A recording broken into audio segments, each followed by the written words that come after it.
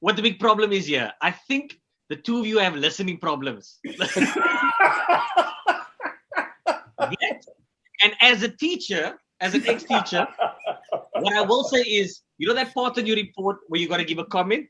This is where I look at the two of you and say, this learner struggles to follow instructions.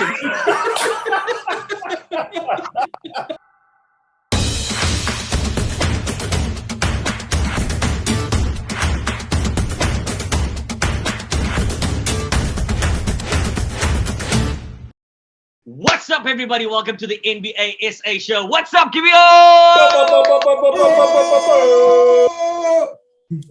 I like that sound. It suits you guys. Gives away our age as well, because that was quite like in 2013. Yeah. When you were younger, you do stuff like. What's up, Tony? How you doing, bro? Good, brother. Yourself? It's been a good week. The NBA is here. NBA is back. Good. How are you? Yo, what sleep? Who needs that? Yeah. I was checking out the roster and seeing how many games happen per night. And my only thought is, Yara, I need more time in the day. I need more time in the day. You mean you need more time at night? Because that's the only time the games are on. So luckily the games balance out, because like not opening night, the second night, virtually everybody played, so it was a jam-packed roster, but generally it's half that, so it's not so bad. You can get through quite a bit of games during a day. If you got your PC set up next to your workstation, you were right. Listen, gents, let's jump straight into it. So I started off with game number 1, Brooklyn Nets versus Milwaukee. There was no Kyrie Irving. And it actually felt like they were missing something. If there is no Kyrie Irving, do you foresee the Nets going all the way? No Kyrie Irving. So, an interesting point is the help that the Nets got. We talk about the aged Lakers in the West. The help that the Nets got are just as aged and cropped. So, for them to be able to muster any sort of defensive presence, they're not going to be able to do that. So they're going to have to pull a Liverpool pre-Virgil van Dijk and just outscore everybody. And that's the only chance they will have at getting to the finals. I believe that Kyrie has to come back, and Kyrie has to help or boost or bolster their scoring regimen in order for them to have any sort of success, because that team last year they struggled to play defense. This year they look even more anemic. They look shocking against the Nets. I mean, it's still early doors. There's 180 days of NBA left to go, and that was day 1. But the problems that they have, I don't think you can fix in a season, because you're not going to get young. You're not going to get younger. They're not going to suddenly develop lateral movement and the ability to defend. That being said, if we looked into our crystal ball and we said the Nets and the Lakers are going to be in the finals, they don't have to move that much, because the people running at them are their age as well. So it will be like a Masters spot. The longest 7 games. Longest. What do you think? So I think that I disagree with what some of Kirk said. Right, the realities are, I don't think Kyrie needs to come back. I don't think they necessarily need Kyrie. Right, I think Kirk's point around, look, it's not actually about Kyrie, and it's not about KD, and it's not about Harden. It's about what they get from everybody else around them.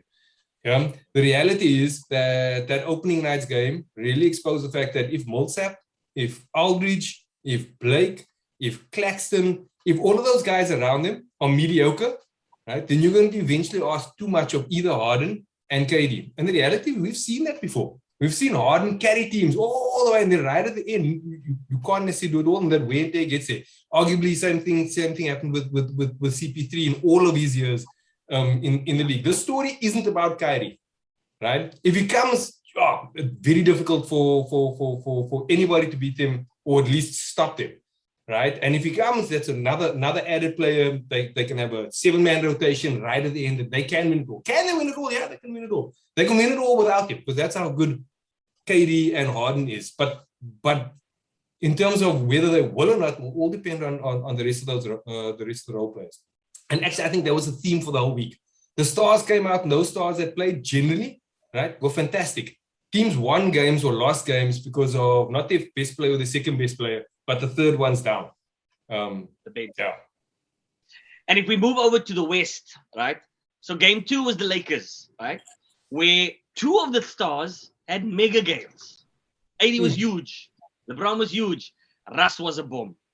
First of all, Russ is going to be fine. Right? I know. Russ will be good, right? Yeah. Give him 20, 40, 50 games, just like he did at Washington. Like we said last week, right? He's going to be fine. Even when he's at his best, right? He is still virtually accepted by everybody except for maybe him in his own head, right? The number 3 player at best in that team, right? The Lakers need AD. If AD falls apart, right, they don't win. And really, I think it's as simple as that. And again, the game in this week showed exactly like the Nets game. Your first 2 players can be great. Whether you win in the long term or not is going to be from player 3 down. Can you get them on a string? Do you get them bought in? Do they understand their system? Do they understand their role? Right? Even if it's just playing defense. Yeah. Number 3 down will determine it. Stars and stars, they match up with each other. Right? Even take the Bucks actually. So I'm going to go back to the previous game. Even if Kyrie comes back, the Bucks top 3 and the Nets top 3, they'll cancel each other out. That's everybody else thereafter. Right? Both KD and Giannis will be great. Right? Both Harden and Middleton will be great. Both Drew and Kyrie will be great. Everybody else will make a difference. And it'll be the same thing on the Lakers. Right? But if any one of those 3 fall apart, right, there are other teams that will take their spot. And so if your question was specifically, is AD more important than Russ? Yeah, no doubt. Yeah, if AD falls apart, like he's got a track record of doing, the Lakers are in real trouble. And there goes that push and that pick. But if your question was about whether we should be worried about him, nah, I don't think we should be worried about it. You'll be fine. Yeah. Kirk, your thoughts? I disagree with them totally on the Russ situation. So the last time Russ was good prior to Washington was in OKC, right? Yeah. The next time he was good was when Bradley Beal got injured and he was given the ball. Prior to that, he had been asked to play with the superstar, to play with a bunch of other people, and he couldn't do that. He was able to do that when Beal was out and he was the main man and they gave him the ball. Then they integrated Beal back into it, and because they were rolling, they left the ball in Russ's hand. They didn't say, okay, we're going to give the ball back to Beal now, and you go back to being the second fiddle. They said, no, we'll ride this out. We got a good rhythm. Let's do this. That was the only time that he has done well since OKC. Now you're saying that you're going to put him in the same situation that you did at the start of his Washington career and throughout his Houston career, and you're going to say he's going to be different. I don't see it happening. But that's beside the point. Personnel changes though, and that changes a lot. The point is, when you get to the finals, that your personnel is not going to change. You're going to have AD, you're going to have LeBron, then you're going to have Russ. Throughout the season, the personnel is going to change. He's going to get the ball some of the games. He's going to enjoy it. When the finals come, he's not going to get the ball. Or at least, yeah, he will be third option. Yes. So, but back to AD. Wait, I've got a lot to say about this. Did you miss? What do you want to say? What do you want to say? No, sorry, I thought you finished your point. You go ahead. No. I must still get this. So if you look at the Lakers, if you look at LeBron, take LeBron. The last time LeBron won a title was, or LeBron and AD won a title, was in a shortened season, no traveling, in a bubble. Well, in a shortened season, very little traveling, in a bubble with no traveling, and a very watered down Eastern Conference. They played not the best Eastern Conference team in that finals, right? prior to that, LeBron was injured his last season in Cleveland. He hurt his hand in the finals and he couldn't close that season out. First year in LA, he was injured. Second year was the bubble. Third year, he was injured. He has struggled to get through a season since then. And now you're going into a highly competitive season in the East and the West, a full season and a full playoffs. I don't know if he's going to make it, right? So they've got a few pieces to mitigate the risk of him picking up injuries throughout the year. All good and well, but injuries happen so quickly. I mean, how did AD pick his injury up? So you look at Klay Thompson in the Golden State game. And he got out of bed. I got a lot to say. And he got out of bed and he was injured.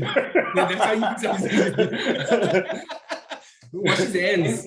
When players get put under pressure, they try strange things. Klay Thompson tried an open court dunk. Have you ever seen Klay Thompson dunk? They was put under so much pressure. He tried something outside of his wheelhouse, picked up an injury. AD never takes people one-on-one, free throw and extended. When teams are put under stress, people do strange things. And AD and LeBron are at a stage where they're going to pick up injuries. And even if they are healthy, getting through this extended season and getting through the finals is going to be a tall ask. If he goes down, there's no chance of them. Timmy, you want to add? Yeah, so actually the reasons why I feel like Russ is going to be okay are exactly the same reasons as to what Kirk is worried about the Lakers in general. I think that they got Russ to carry them through the season. I think my only hope is that LeBron realizes that he shouldn't say, hey, everybody comes to watch me, so I'm going to play every game. He's not trying to campaign for an MVP, right? My belief is that this is the last big hooray, right, for an actual title, because after this it becomes significantly and exponentially more difficult. So this is all in play. So if it's all in play, right, I think that they're going to use Russ and they will give him the ball. I don't disagree with the thought behind Russ struggles playing number 3 because he's never had to do so in his life. Right, so I think that he's got the season when they are playing together to adjust to that, and maybe he'll be stunk.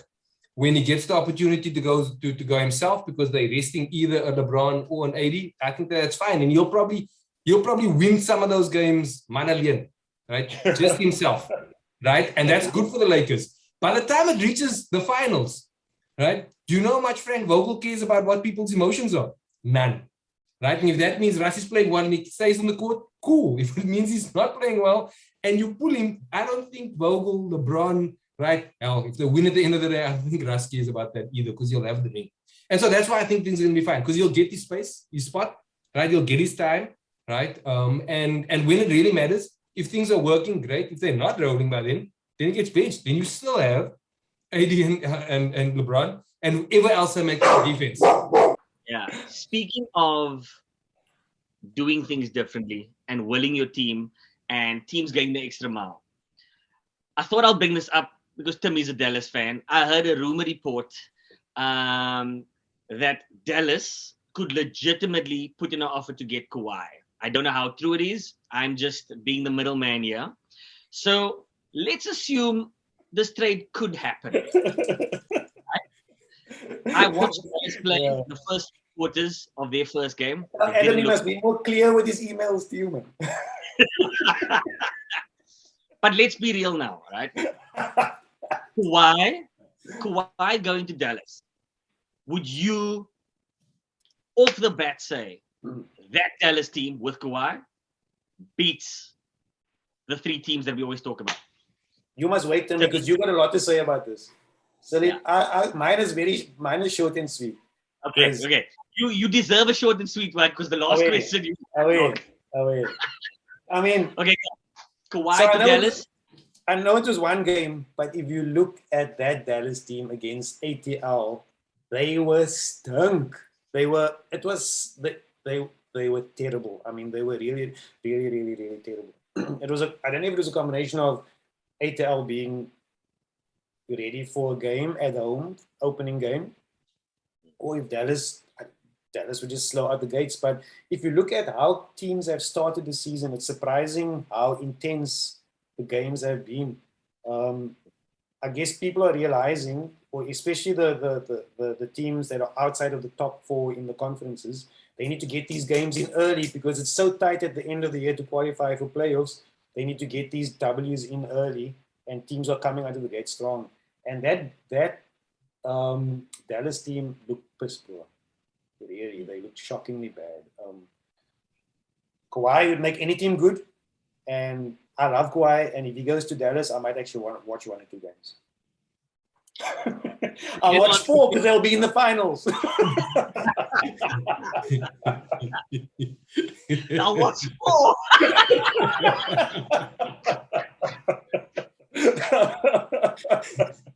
To me, can Dallas win it all with Kawhi Leonard? First of all, I am offended that you don't think that Dallas is a title contender in the first place. Let me really tell me what's the Dallas goggles because you're He's holding that ball. He's holding that ball. Ooh, Dallas.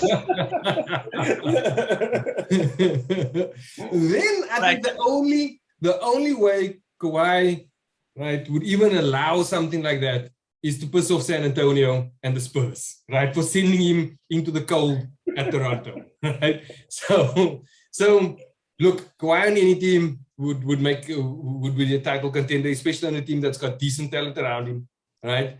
The reality is though, I don't think that he'd be the best trade to make if you're making a trade with the Clippers, right? For Dallas in any way. Go into the fucking realisticness of it No. all. So I suppose if you're gonna go, hey man, have a trade, you can get Kawhi, and then you'll be a title contender. Actually, I think Paul George, right, would be fantastic in Dallas. I think he's a better complement to Luka. I think he's a proven, like he seems to be beloved by all of his teammates. He takes him all fishing, right? There's not one teammate that talks back about him. He's willing to play defense. He's willing to play off the ball, right? He's more dependable, right? When he's not playing, he's actually on the bench, right?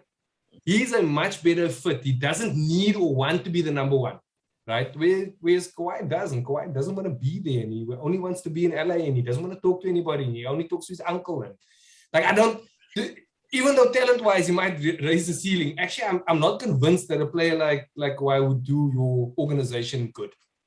Right? I think at this point in time he's a poison chalice. Not over the long term. Right? He came into Toronto, he won the title, and then he bounced. He gave them the middle finger. They said, we'll give you free food for life at all of our restaurants. Right? It's like, thanks, I'm gone. You can put all my stickers up everywhere else. Dallas should have nothing to do with Kawhi. Okay. So you're saying it wasn't the question, but you're basically saying that if Kawhi came, they wouldn't win the title because they actually need Paul George. Yeah, Paul George would make much. I think Paul George would make far more sense. You'd make them far more legitimate, and they'd potentially win over seasons, right? Kawhi is a poison chalice. He's a poison chalice. Remember the latest Clippers curse. Remember, Paul George will get you to the playoffs. Then he'll be cut. Whereas Kawhi will wait for you to get to the playoffs. Then he'll be the fuck. Well, I'll argue, if he didn't get injured last season, he would have been in the finals. Yes. No doubt. Well, not no doubt. There's a good chance that they would have been. But he did get injured. Again. After load shedding. The whole season. But that's the same argument with the Lakers. They have a track record of injuries over the last 4 years. Do you think that is going to be any different this year? Well, I suppose in the Lakers' favor, they did win 2 seasons ago. Yeah, but then again, there's the asterisks around that. There were a lot of conditions that paved their way to that title. If we really wanted to, we could put an asterisk on every year. Yes. If we wanted to. Come on, Dick. Yeah. You can't have the argument of the scenario because we're all in the same scenario. Yeah, I agree. But the conditions... Just means I was better in that scenario. Yes, they were the best in that scenario. But you're not going to play that scenario every year. The three other years were different to that scenario and they were cut. We should do a whole episode on why each year has an asterisk. We can. Because everybody goes, I agree with your point, but, and I'm going to put an asterisk here, but we can do that for every year. In the previous episode, I did say the Golden State run could have an asterisk next to it as well, because they came up against teams that had a star injured throughout almost every single playoff series they played in. So, but it wasn't a fucking lockdown bubble series season like the fucking Lakers season was. So some asterisks were bigger than others. Super, super, super, super extreme. I don't know if you. But anyway, let's get on to the next one, because that's the question for next week. I think Wesley froze. Yeah. A very funny look on his face. That's Wesley's. I'm not impressed with your answer. Yeah. You can't say I agree, but how exciting the East is for the first time in many, many years. Okay. You want to go first, Timmy? Do you guys agree with me that for the last couple of years, besides LeBron being in the East, right, which was like the only reason why the people watch the East, it always felt like a Western Conference league. Well, am I wrong in my assumption? For the first time, it feels like we've got a proper East and West league. So I'm just gonna jump in here because disagree with that statement. So I heard early in the week, I heard one of the ESPN shows say that the East has moved from being the least to being the beast, and I found that I believed it because if you look at the Eastern Conference playoffs, they were way more exciting than the Western Conference playoffs. But then I went and looked at the standings at the end of last year, and 7 of the top 10 teams in the league were from the West. 3 out of the top 10 teams in the league were from the East. So is it because the East is equally bad that it looks exciting? I think that's the case. The East is not as good as the West, but they are all so close that it looks way more exciting than the West. I mean, you look at opening night, Celtics against New York, that looked like a fucking finals NBA game, double overtime, pulling shots out of everywhere. It was amazing. But they both cut. They both like they bordering on playoff teams. So so I don't believe the East is as dominant as people believe. I think that they are not as good as the West, but they are all pretty close to each other, which makes it exciting. That being said, that Miami team is a well-balanced team, and that Miami team is going to be this year. Yeah, I love the way Miami are playing. They look more in sync than the other teams. They played one game. Love the way they're playing.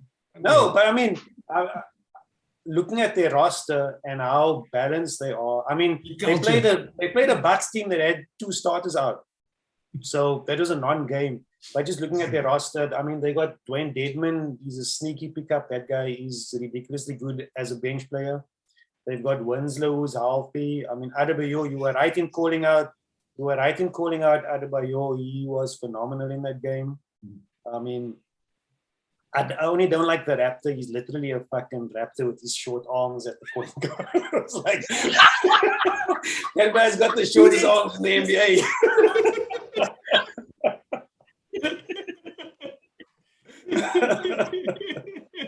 I'm gonna complete KD's point. I agree with him. I agree with him completely. Look, the East are beast because they've got those 2 monsters up the top, right? They got the Nets and they got the Bucks, and they could beat everybody, right? And they're gonna have an easier run in, right, up until the playoffs.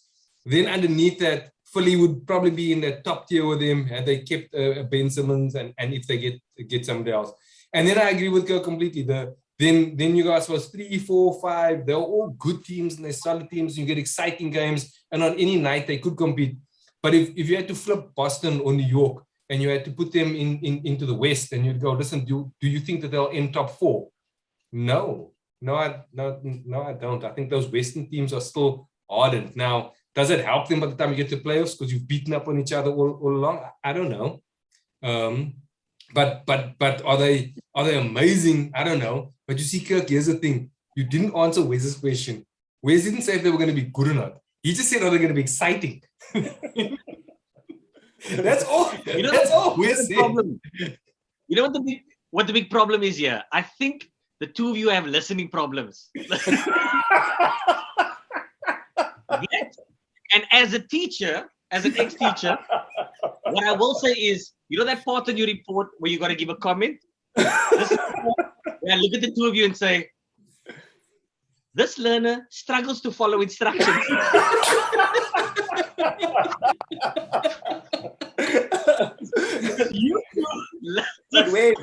But Wes, I am the teacher in this scenario. Is it? How so? How so? I'm just a pally trying to give his own opinion.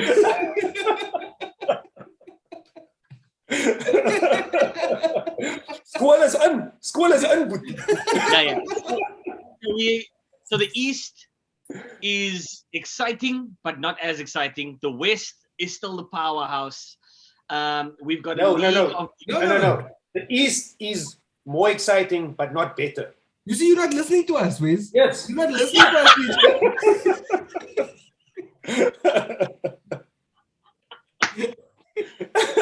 Okay. The East is more exciting because they're more cut.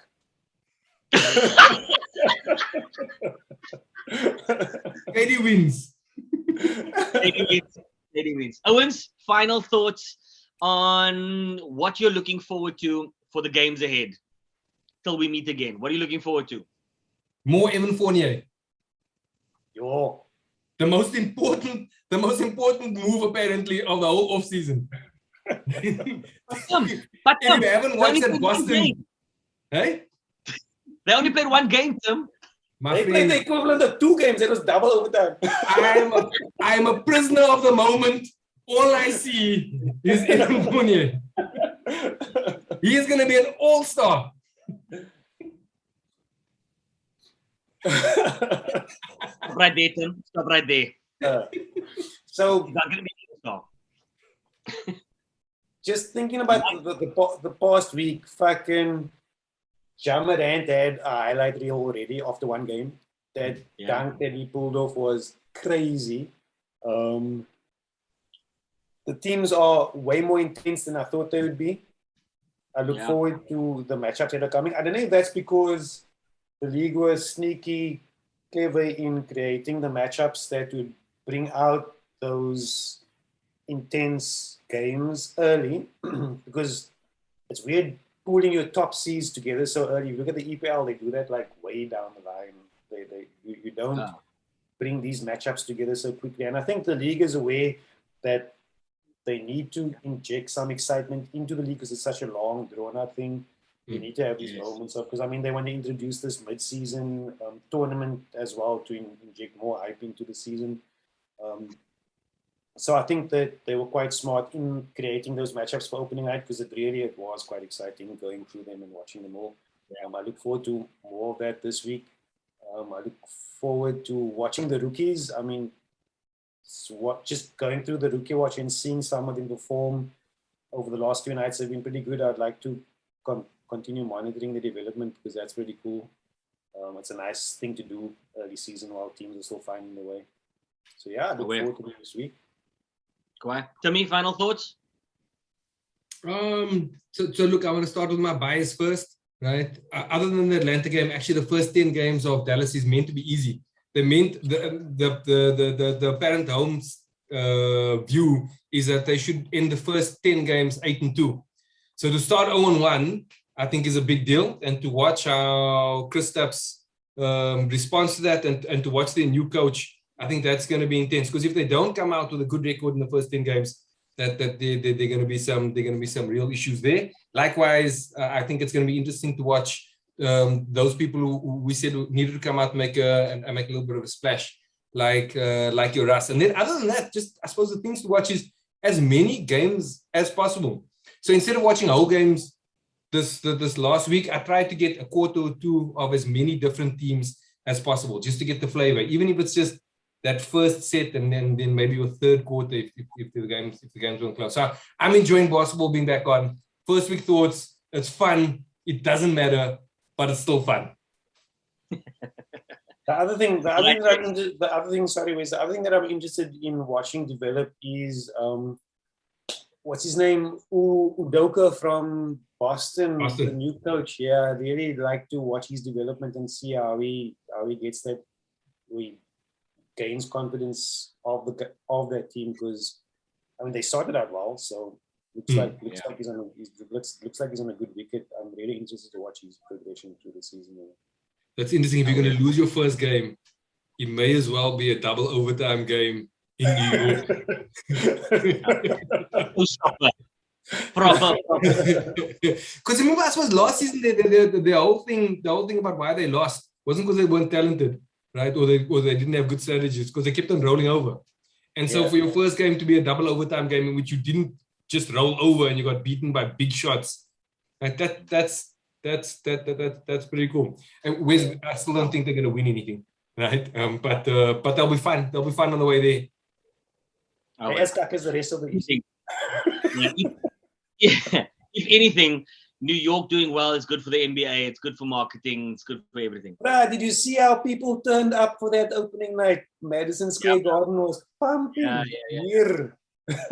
Crazy. But gents, thanks for your time. We'll do this again next week, Thursday. Looking forward to it. And go Lakers! Go Russ! I can't say go. I can go Golden State. Go Bulls. Go. All right, peace, fellas. Yeah. Out. You get. See you. Bye. Cheers, man. Bye.